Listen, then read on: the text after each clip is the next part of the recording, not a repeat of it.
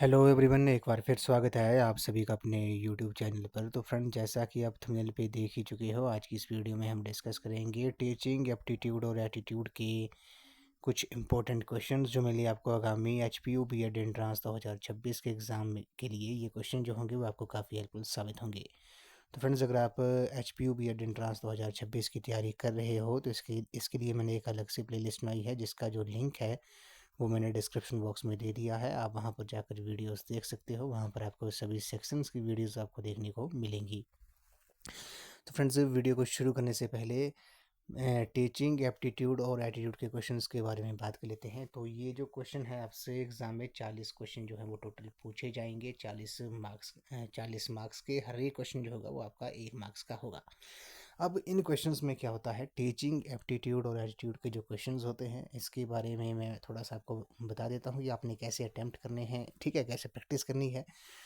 तो जो teaching aptitude और एटीट्यूड के जो क्वेश्चंस होते हैं, ये बाकी सेक्शंस की तरह नहीं है कि आपने इनको याद करना है या फिर ठीक है पढ़ना है, रीड करना है, ठीक है, या फिर रट लेना है। ऐसा कुछ भी नहीं है।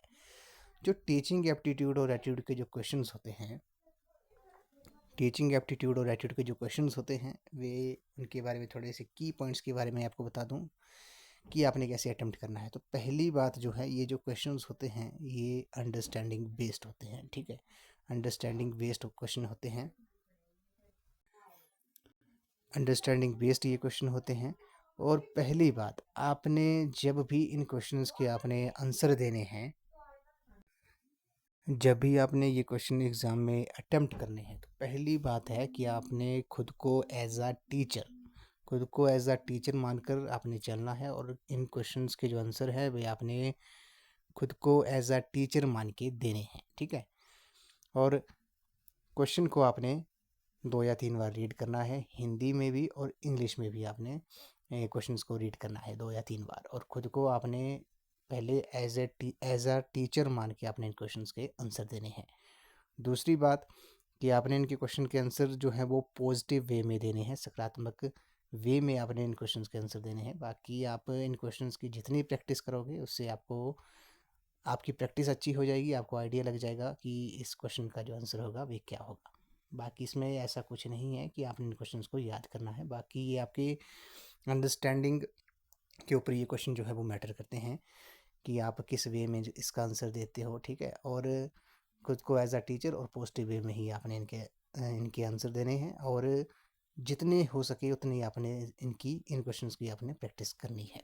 तो बाकी आपने प्रीवियस वीडियोस अगर आपने नहीं देखी हैं, एचपीयू बीएड एंट्रांस 2024 और 25 का कंप्लीट सॉल्व पेपर की वीडियो जो है वो आपको इस चैनल पर मिल जाएगी। एक बार आपने वहाँ पर वो पूरी वीडियो जो है एक बार बिना स्किप किए हुए आपने उस वीडियो को एक बार देख लेना है ज़रूर। तो फ्रेंड्स, वीडियो को शुरू करते हैं। ये जो आज का जो सेशन है, इसमें थोड़ा मैं बाइलिंगुअल नहीं होगा ये क्वेश्चन जो होंगे, लेकिन अगली वीडियो में आपके लिए मैं बाइलिंगुअल क्वेश्चंस लेके आऊँगा। इस वीडियो में हिंदी में ही मेरे पास ये क्वेश्चंस होंगे। बाकी अगली वीडियो में आपको बाइलिंगुअल जो है वो आपको क्वेश्चन लेके आऊँगा, टीचिंग एप्टीट्यूड और एटीट्यूड के। तो क्वेश्चन को स्टार्ट करते हैं वीडियो को। पहला क्वेश्चन है कि आप स्कूल के बाहर अपने किसी छात्र से किस प्रकार से व्यवहार करेंगे।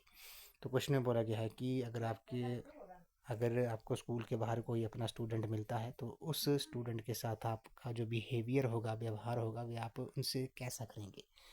अजनबी की तरह करेंगे, या फिर उससे बात करना पसंद नहीं करेंगे, या हम बहुत गंभीर होकर बात करेंगे, या मित्रों की तरह। तो मैंने आपको बोला है कि पॉजिटिव वे में आपने आंसर देना है। तो इस क्वेश्चन का जो राइट आंसर हो जाएगा वे आपका हो जाएगा ऑप्शन नंबर डी, मित्रों की तरह।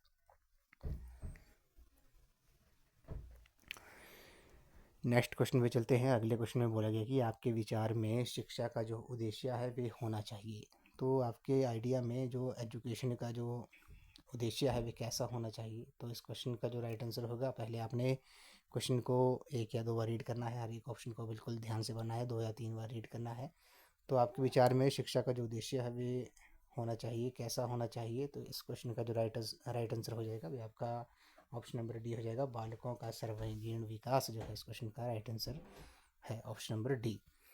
तो जो भी एस्पिरेंट्स जो हैं वे अगर इंग्लिश मीडियम के हैं, इंग्लिश मीडियम में अगर वो तैयारी कर रहे हैं, तो उसके लिए थोड़ा पहले मैं आपको सॉरी कहना चाहता हूँ कि आज की जो पीडीएफ है जो मैंने बनाई है वे हिंदी में ही बनी है। अगली वीडियो में मैं आपके लिए बाइलिंगुअल जो है वो पीडीएफ क्वेश्चंस लेके आऊँगा, ठीक है। बाकी इससे थोड़ा आपको आइडिया लग जाएगा हिंदी और इंग्लिश मीडियम वालों दोनों एस्पिरेंट्स को, ठीक है। अगले प्रश्न पे चलते हैं। बोला गया कि पाठ्यक्रम निर्माण में किस बात को मुख्य रूप से ध्यान में रखना चाहिए। तो बोला गया कि जब भी कोई हम पाठ्यक्रम बनाते हैं, करिकुलम बनाते हैं, उसका निर्माण जब हम उसको बनाते हैं तो हमें किन बातों का जो है वो मुख्य रूप से ध्यान रखना चाहिए। तो ऑप्शन ए है शिक्षा के उद्देश्यों का, ऑप्शन बी है छात्रों की आवश्यकताओं, रुचियों और योग्यताओं का, तीसरा है शिक्षण अनुसंधानों को, ऑप्शन डी है ए और बी दोनों। तो आपको पता है शिक्षा के उद्देश्यों को जो है वो ध्यान में रखना चाहिए, छात्रों की आवश्यकताओं, रुचियों और योग्यताओं का भी ध्यान रखना चाहिए जब भी हम कोई पाठ्यक्रम तैयार करते हैं। तो दोनों ऑप्शन सही हैं, तो ऑप्शन नंबर डी जो है इस क्वेश्चन का राइट आंसर हो जाएगा। अगले प्रश्न पे चलते हैं। बोला गया कि एक प्रधानाचार्य को होना चाहिए, तो एक प्रिंसिपल जो है स्कूल का वो कैसा होना चाहिए। तो पता है आपको छात्रों के प्रति प्रेरणादायक वो तो होना ही चाहिए, अध्यापकों के लिए समानता का भाव रखने वाला होना चाहिए, कुशल प्रबंधक भी होना चाहिए। तीन ऑप्शन सही हैं, तो ऑप्शन नंबर डी यानी कि ये सभी जो है ऑप्शन नंबर डी जो है इस क्वेश्चन का राइट आंसर हो जाएगा। एक प्रधानाचार्य को छात्रों के प्रति प्रेरणादायक, अध्यापकों के लिए समानता का भाव रखने वाला और कुशल प्रबंधक जो है वो होना चाहिए, ऑप्शन डी। अगले प्रश्न में चलते हैं। आपके अनुसार शिक्षण की योजना पद्धति होनी चाहिए। आपके अनुसार पूछा है, ठीक है। मतलब आपसे ये क्वेश्चन पूछा गया कि आपके अनुसार जो शिक्षण की योजना पद्धति है ये कैसी होनी चाहिए। शिक्षक केंद्रित होनी चाहिए या प्रोजेक्ट केंद्रित होनी चाहिए या पाठ्य पुस्तक केंद्रित होनी चाहिए। तो शिक्षण की योजना जो पद्धति है वे आपकी होनी चाहिए बालक केंद्रित, यानी कि आपने बालक को सेंटर में रख के जो है वो शिक्षण की जो योजना पद्धति है वैसी होनी चाहिए। ऑप्शन नंबर डी जो है इस क्वेश्चन का राइट आंसर है। तो फ्रेंड्स, अगर आपको आज का जो सेशन है वे पसंद आ रहा है तो वीडियो को लाइक, शेयर एंड कमेंट जरूर कर दें, चैनल को सब्सक्राइब भी जरूर कर दें और अपने दोस्तों के साथ जो भी एस्पिरेंट्स जो हैं HPU B.Ed एंट्रेंस 2026 की तैयारी कर रहे हैं उनके साथ जो है वो आप जरूर इस चैनल को शेयर कर दें।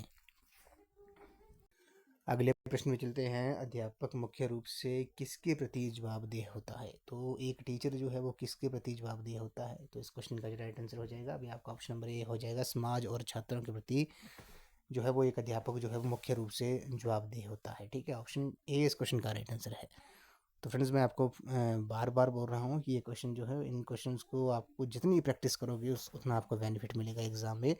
और इन क्वेश्चन को आपने रटना याद नहीं करना है, अंडरस्टैंडिंग बेस्ड होते हैं। खुद को एज अ टीचर और पॉजिटिव वे में ही बस आपके इन क्वेश्चंस के आपने आंसर देने हैं। बाकी आपकी जो भी समस्या होगी टीचिंग एप्टीट्यूड और एटीट्यूड क्वेश्चंस की आपकी बिल्कुल सॉल्व हो जाएगी अगर आप इन चीज़ों का ध्यान रखते हो और जितनी प्रैक्टिस करोगे, ठीक है। अगले प्रश्न पे चलते हैं। बोला गया कि अध्यापक की कार्यक्षमता को बढ़ाया जा सकता है। तो अध्यापक की जो कार्यक्षमता है उसे कैसा बढ़ाया जा सकता है। पहले तो आपने ऑप्शंस को रीड करना है। तो अध्यापक की जो कार्यक्षमता है उसे बढ़ाया जा सकता है परीक्षा फल के अनुसार पदोन्नति देकर, या कड़े स्कूल प्रशासन द्वारा, या अध्यापक के कार्यों की सराहना करके, या अच्छा वेतन देकर। तो अध्यापक की जो कार्यक्षमता को बढ़ाया जा सकता है वे अध्यापकों के कार्यों की सराहना करके, ठीक है। अध्यापकों के कार्यों की सराहना करके जो है वो अध्यापक की, टीचर की एबिलिटी को, कार्यक्षमता को जो है वो बढ़ाया जा सकता है। ऑप्शन सी जो है इस क्वेश्चन का राइट आंसर है। अगले प्रश्न में चलते हैं। बोला गया कि शिक्षा शक्ति एवं सत्ता का जो स्रोत है वे किन के लिए है। तो शिक्षा शक्ति एवं सत्ता का जो स्रोत है वे किसके लिए है। महिलाओं के लिए तो है ही है, ठीक है, पिछड़ों के लिए भी है, ठीक है। दोनों ऑप्शन सही हैं, तो ऑप्शन नंबर डी इस क्वेश्चन का राइट आंसर है, ठीक है।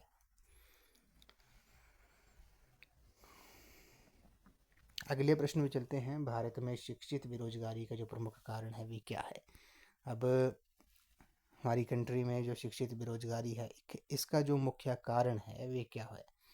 पहला ऑप्शन है सरकार की बेरोजगारी के लिए ठोस नीति का न होना, शिक्षा का व्यापक प्रसार हो गया, उद्देश्यहीन शिक्षा हो गया, घटिया स्तर की शिक्षा होगी।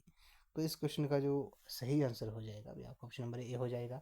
सरकार की रोजगारी के लिए जो ठोस नीति है वे ना होना, उसका ना होना भारत में शिक्षित बेरोजगारी का मुख्य कारण है। अगले प्रश्न में बोला गया कि हमें शिक्षा ग्रहण करनी चाहिए, क्यों करनी चाहिए? तो हमें शिक्षा ग्रहण करनी चाहिए क्योंकि शिक्षा जो है वो क्या करती है, व्यक्ति को विद्वान बनाती है, ये तो सही है। व्यक्ति को स्वावलंबी बनाती है, ये भी सही है, ऑप्शन बी भी सही है। व्यक्ति को अर्थोपार्जन योग्य बनाती है, ये भी ऑप्शन सही है। तीन ऑप्शन सही है, तो ऑप्शन नंबर डी ये सभी यानी कि ऑल ऑफ द अबव जो है इस क्वेश्चन का राइट आंसर हो जाएगा। हमें शिक्षा ग्रहण करनी चाहिए क्योंकि शिक्षा जो है व्यक्ति को विद्वान, स्वावलंबी और अर्थोपार्जन योग्य जो है वो बनाती है।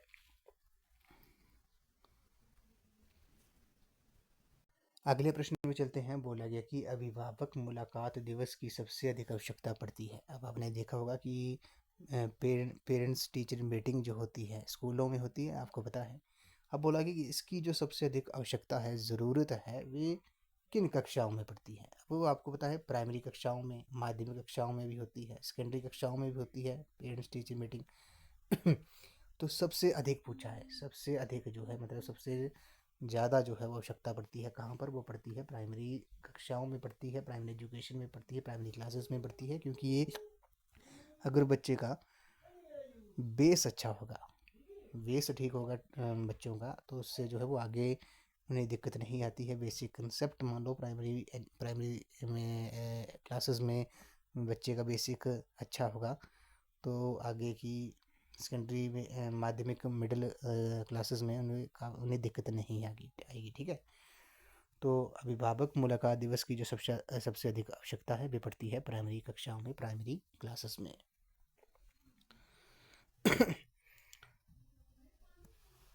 अगले प्रश्न चलते हैं। ग्रामीण क्षेत्रों के उत्थान का लक्ष्य होना चाहिए। तो ग्रामीण क्षेत्रों के उत्थान का जो लक्ष्य है वे होना चाहिए प्राइमरी एवं प्रौढ़ शिक्षा का प्रसार होना चाहिए, ये तो सही है। नगरीय सुख सुविधाओं का विस्तार होना चाहिए, उच्च शिक्षा का प्रसार होना चाहिए। तीन ऑप्शन सही है, तो ऑप्शन नंबर डी जो है इस क्वेश्चन का राइट आंसर हो जाएगा। ऑल ऑफ द अब ये सभी जो है इस क्वेश्चन का राइट आंसर है। ग्रामीण क्षेत्रों के उत्थान का लक्ष्य होना चाहिए, ये तीन ऑप्शन, तो ऑप्शन डी इस क्वेश्चन का राइट आंसर है। नेक्स्ट क्वेश्चन में चलते हैं। प्रधानाचार्य अपने अध्यापकों से आशा करता है। तो प्रधानाचार्य जो अपने अध्यापकों से आशा करता है किसकी? समर्पण और निष्ठा की, ये तो करता है। आज्ञा पालन भाव की करता है, इसकी भी करता है। योग्यता और ज्ञान की भी करता है। तीन ऑप्शन सही हैं, ऑप्शन नंबर डी इस क्वेश्चन का राइट आंसर हो जाएगा। प्रधानाचार्य अपने अध्यापकों से आशा करता है समर्पण और निष्ठा की, आज्ञा पालन की, योग्यता और ज्ञान की। ऑप्शन डी इस क्वेश्चन का राइट आंसर है।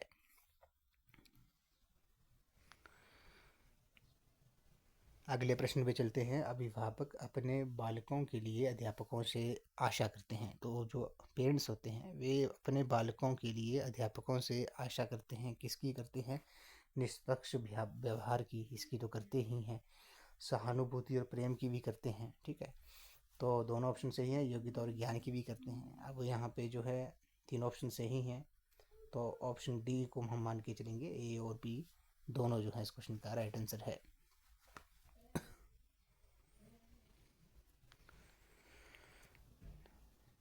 अगले प्रश्न में चलते हैं। यदि आपसे किसी गंभीर विषय पर भाषण देने के लिए कहा जाए तो आप क्या करेंगे? तो किसी गंभीर विषय पर भाषण स्पीच देने के लिए कहा जाता है तो आप क्या करेंगे? ऑप्शन ए है इस विषय पर मित्रों से सलाह लेंगे, स्पष्ट मना कर देंगे, ये तो बिल्कुल नहीं हो गया। शहर से तैयार हो जाएंगे, कुछ देर का समय मांगेंगे। किस गंभीर विषय है, किसी गंभीर विषय पर आपने स्पीच देनी है तो आप क्या करेंगे? आप सहर्ष जो है वो आप तैयार हो जाएंगे उस स्पीच के लिए। ऑप्शन सी इस क्वेश्चन का राइट आंसर है।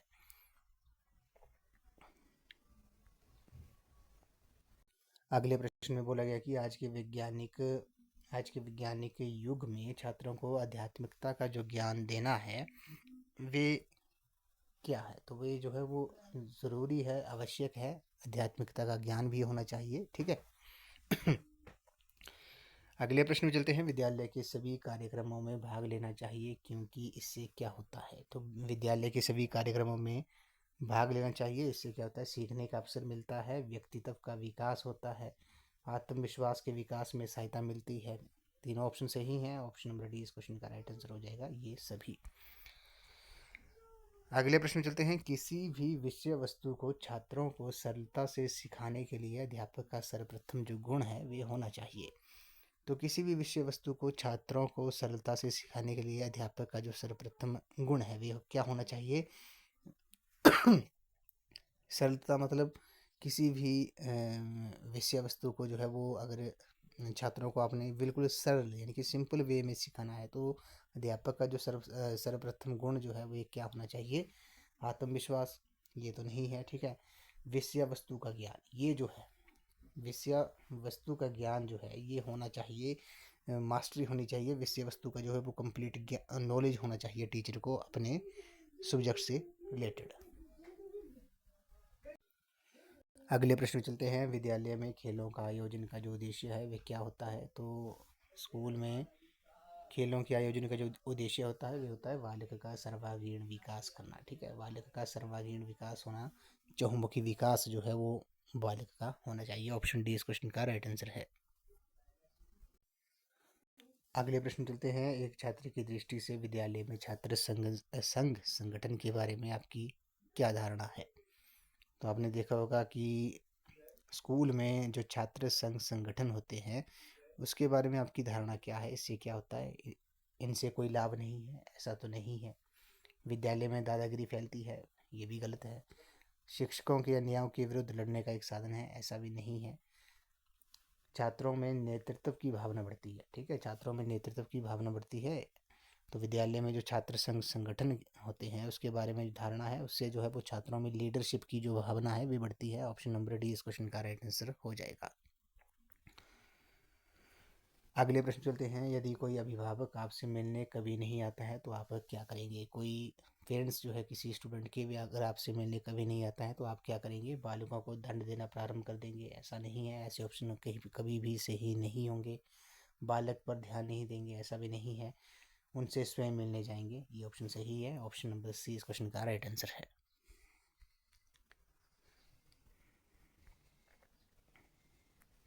अगले प्रश्न चलते हैं, अनुशासन भंग करने वाले छात्र को दिया गया दंड ऐसा होना चाहिए। तो डिसिप्लिन भंग करने वाले छात्र को दिया गया जो पनिशमेंट है वे कैसी होनी चाहिए? ऑप्शन ए है, भय के कारण कोई छात्र अनुशासन भंग न करे, ऐसा तो बिल्कुल नहीं है। वे छात्र हमेशा उसकी याद करके कांप जाए, ऐसा भी नहीं है। दंड पाने वाला छात्र अपने को सुधार ले, ठीक है, ये ऑप्शन सही है। ऑप्शन नंबर सी इस क्वेश्चन का राइट आंसर है। दंड पाने वाला छात्र अपने आप को सुधार ले, अनुशासन भंग करने वाले को छात्र को जो है वो ऐसा दंड देना चाहिए। अगले प्रश्न चलते हैं, मानसिक स्वास्थ्य विज्ञान का जो महत्व है वे क्या है? तो रोकथाम की दृष्टि से ये भी सही है, निराकरण की दृष्टि से ये भी सही है, संरक्षणात्मक दृष्टि से ये भी सही है। तीन ऑप्शन सही है। ऑप्शन डी इस क्वेश्चन का राइट आंसर है। अगले प्रश्न चलते हैं, शिक्षक की आवश्यकताएं जो हैं वे क्या हैं? तो शिक्षक को नौकरी की सुरक्षा चाहिए, ये भी सही है। शिक्षक को समय पर पदोन्नति चाहिए, ये भी सही है। शिक्षक को समाज में आदत सम्मान चाहिए, ये भी सही है। तीन ऑप्शन सही हैं, तो ऑप्शन डी जो है इस क्वेश्चन का राइट आंसर हो जाएगा। अगले प्रश्न चलते हैं, विद्यालय में बालकों के मानसिक स्वास्थ्य को कौन सा कारक जो है वो प्रभावित करता है? तो विद्यालय में बालकों के मानसिक स्वास्थ्य को जो है वो कौन सा कारक जो है मुख्य रूप से प्रभावित करता है? प्रतियोगिता का अभाव, ये तो गलत है। मित्रता, ये भी गलत है। अत्यधिक गृह कार्य, ये भी गलत है। जो मानसिक स्वास्थ्य को सामान्य श्रेणी है जो, ये नहीं होगा। तो इस क्वेश्चन का जो राइट आंसर हो जाएगा वे आपका ऑप्शन नंबर सी हो जाएगा। अत्यधिक गृह कार्य जो है, ज़्यादा होमवर्क दिया जाता है, वे विद्यालय में बालकों के मानसिक स्वास्थ्य को जो है वो प्रभावित करता है। तो ऑप्शन नंबर सी इस क्वेश्चन का राइट आंसर है। अगले प्रश्न चलते हैं, विद्यालयों में तीव्र और मंदबुद्धि बालकों के लिए निम्न में से शैक्षणिक व्यवस्था होनी चाहिए, कैसी होनी चाहिए? अवसर की समानता होनी चाहिए, पाठ्यक्रम में समृद्धि होनी चाहिए, अहमन्यता को रोकना चाहिए। तीन ऑप्शन सही हैं। ऑप्शन डी इस क्वेश्चन का राइट आंसर है। अगले प्रश्न पे चलते हैं, अधिगम को प्रभावित करने वाले जो कारक हैं वे कौन से हैं? तो अधिगम को प्रभावित करने वाले जो कारक हैं वे आपके भूख और परिपक्वता, ये भी सही है। प्रशंसा और निंदा भी सही है।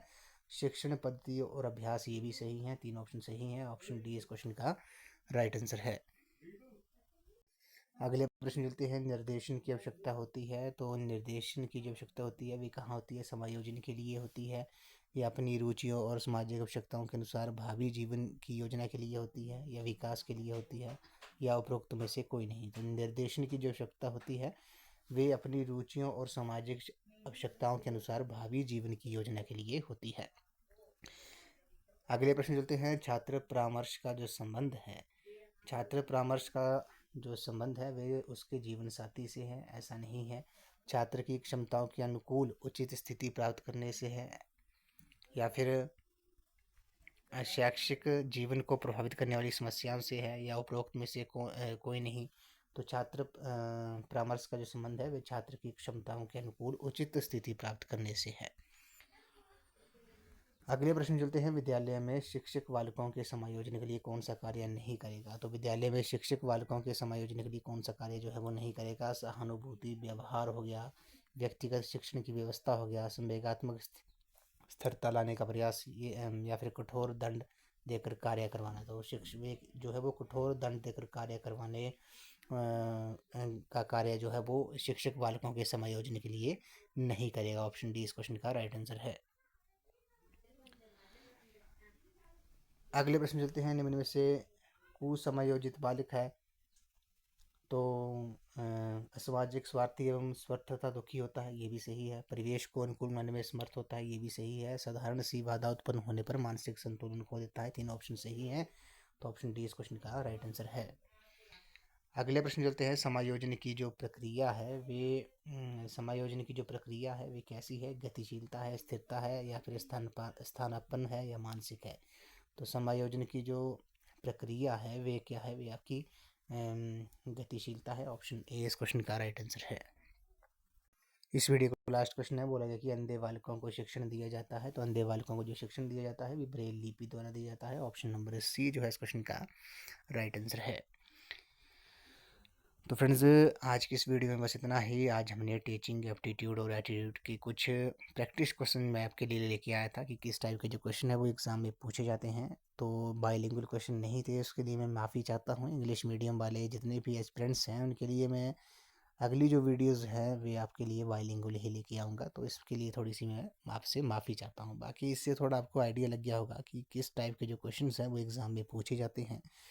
तो उन बातों को मैं एक बार फिर रिपीट कर देता हूँ कि आपने इन क्वेश्चंस को कैसे जो है वो एग्ज़ाम में अटैम्प्ट करना है। पहले तो आपने हर एक क्वेश्चन को 2 या 3 बार जो है वो रीड करना है, हिंदी में भी और इंग्लिश में भी आपने क्वेश्चंस को रीड करना है। ऑप्शंस को बिल्कुल ध्यान से पढ़ना है। ऑप्शन और क्वेश्चंस को आपने 2 या 3 बार रीड करना है, और खुद को आपने एज अ टीचर रख के आपने इन क्वेश्चंस के जो हैं वो आपने आंसर देने हैं। खुद को एज अ टीचर मान के चलना है, और हर एक क्वेश्चन को जो आंसर है वो आपने पॉजिटिव वे में ही देना है, सकारात्मक वे में ही आपने इन क्वेश्चंस के आंसर देना है। और इन क्वेश्चंस की आप जितनी प्रैक्टिस करोगे उससे जो है वो आपको इतना ही बेनिफिट मिलेगा एग्ज़ाम में। बस ये 3 बातों का आपने ध्यान रखना है। बाकी आपको खुद पता लग जाएगा जब भी आप टीचिंग एप्टीट्यूड और एटीट्यूड के जो क्वेश्चन है जब आप खुद सॉल्व करोगे, खुद प्रैक्टिस करोगे, उससे आपका कॉन्फिडेंस लेवल जो है वे भी बढ़ जाएगा जब आपकी प्रैक्टिस जो है वो अच्छी तरह हो जाएगी।